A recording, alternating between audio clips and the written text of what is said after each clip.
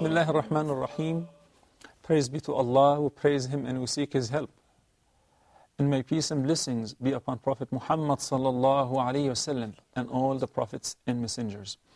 Dear viewers, Assalamu alaikum wa rahmatullahi wa barakatuh. I would like to welcome you to a new episode of the Prophet's Prayer. With us today is Dr. Yasser Al-Fiqi. Assalamu alaikum wa rahmatullahi wa barakatuh. Assalamu wa rahmatullahi wa barakatuh. Last time we explained many of the common mistakes which people do before entering the Salah. And now inshallah, Dr. Yasser is going to help us to demonstrate some of the common mistakes which people do within the Salah itself, some of which can affect, of course, the validity of the prayer. So if I may ask you, Dr. Yasser, please, to begin presenting the Salah, and then we will elaborate and comment on those mistakes.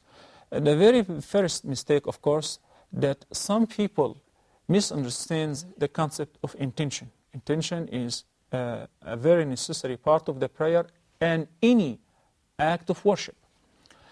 In the prayer or any other ibadah, you don't have to utter the intention. You don't have to pronounce it. You don't have to say, I intend to pray, I intend to give sadaqah, because intention, its source is the heart, and that should be between you and Allah subhanahu wa ta'ala.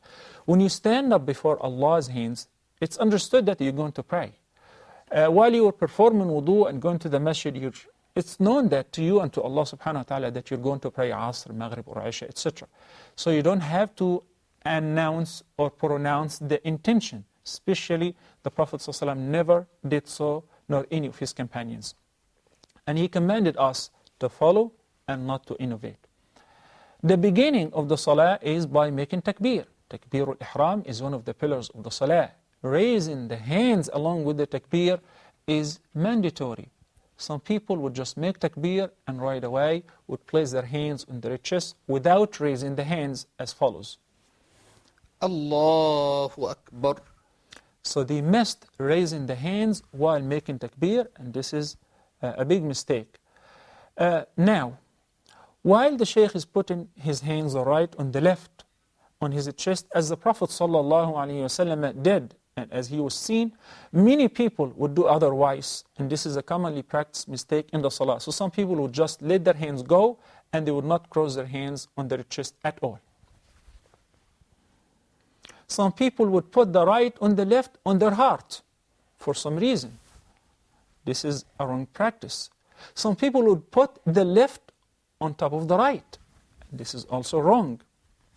So the right practice is to place the right on the left, on the chest, as the Prophet ﷺ used to do so. Reciting the Fatiha is one of the pillars of the Salah. So everybody must make sure that he would recite the Fatiha, in addition to any other surah or verses of the Qur'an.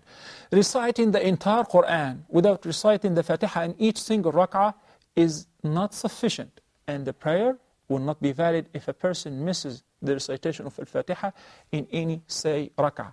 The beginning supplications, of course, is an act of sunnah. Some people would belittle that and would ignore it. This is a commonly practiced mistake.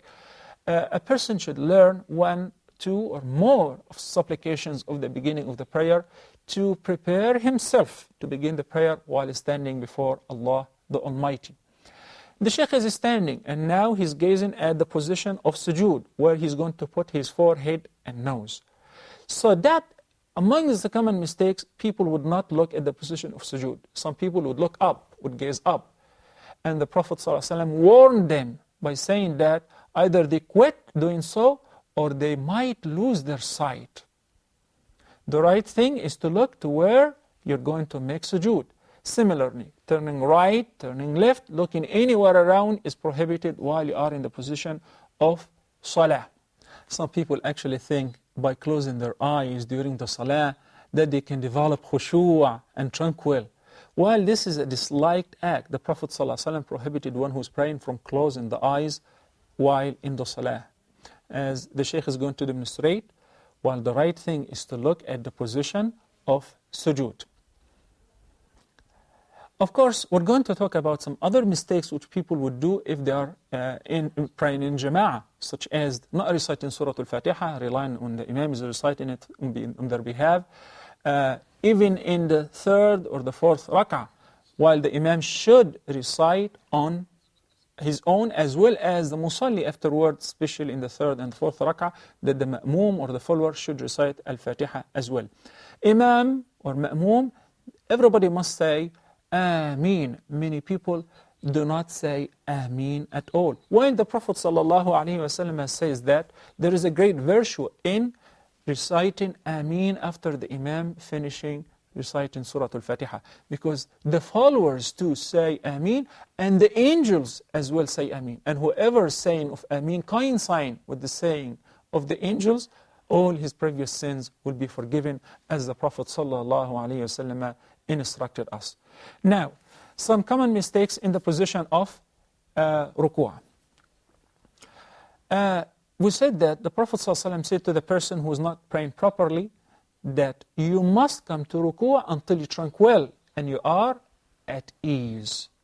So the Shaykh is going to present or demonstrate some of the wrong positions in ruku', such as not making complete ruku', have and have. Please, Shaykh. Allahu Akbar.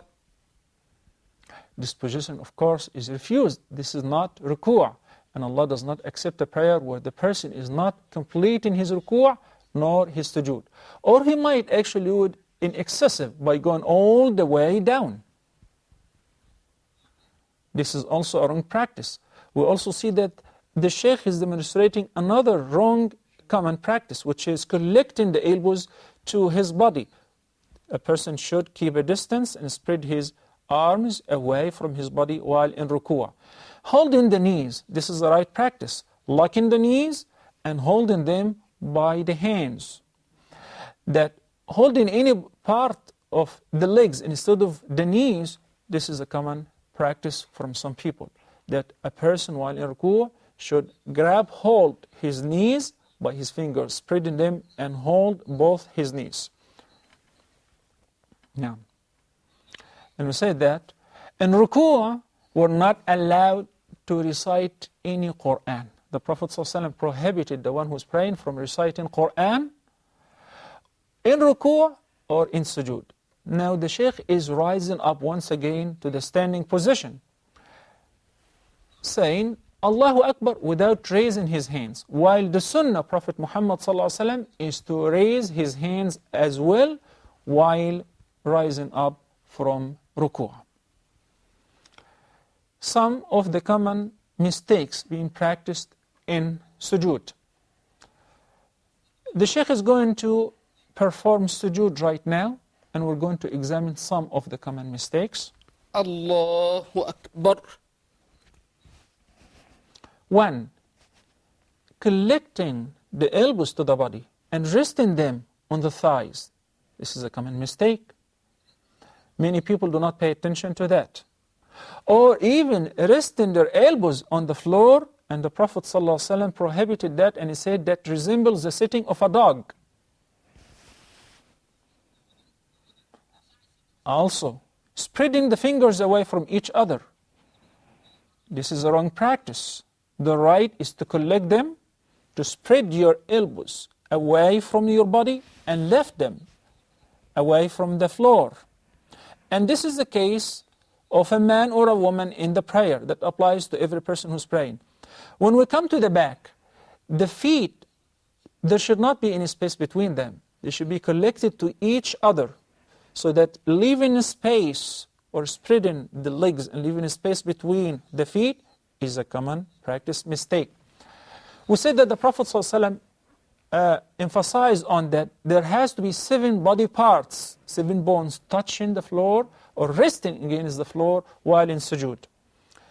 The forehead, the nose, the palms, the knees, and the toes of the feet.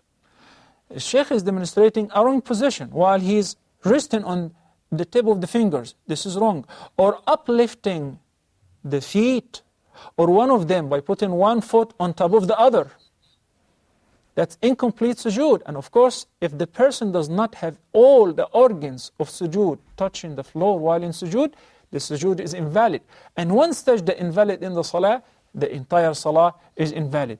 Some people would think that it would be sufficient just to put the forehead or the nose. No, both have to touch the floor according to the hadith.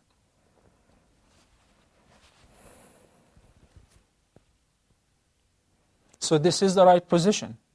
Feet close to each other. Toes pointing towards the Qibla. Forehead, nose, palms, knees, feet against the floor completely in the resting position.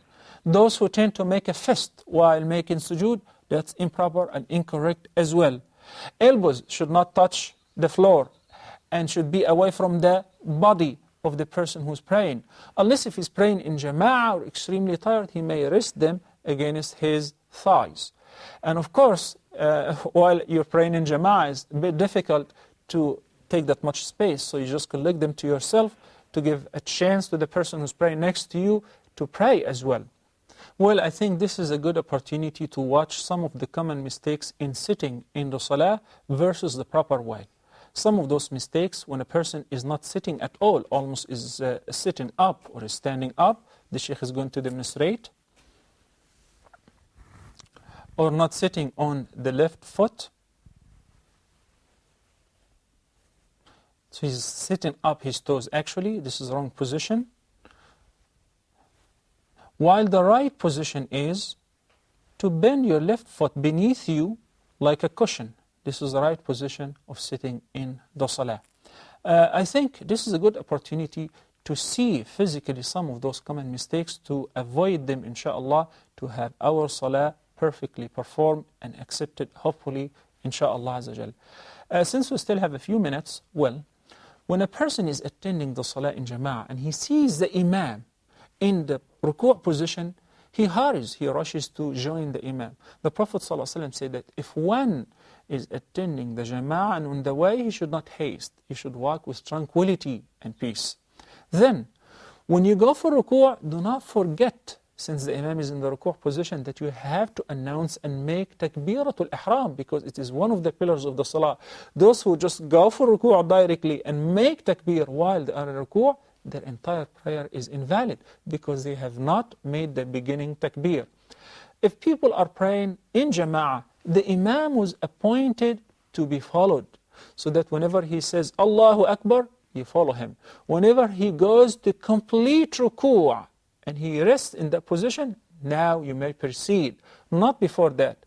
Whenever he goes for complete sujood, now you may proceed and follow him. The Prophet ﷺ prohibited us from competing with the imam, going before him or even going equal to him while he's moving, because you're not going to reach before the imam. Dear brothers and sisters, may Allah bless you all and help all of us to pray properly. And I would like to thank Dr. Yasser. Thank you so much for helping us to demonstrate the common mistakes. And please stay tuned. We'll continue next time with the factors of khushu'. I'll leave you in peace. Assalamu alaikum wa rahmatullahi wa barakatuh.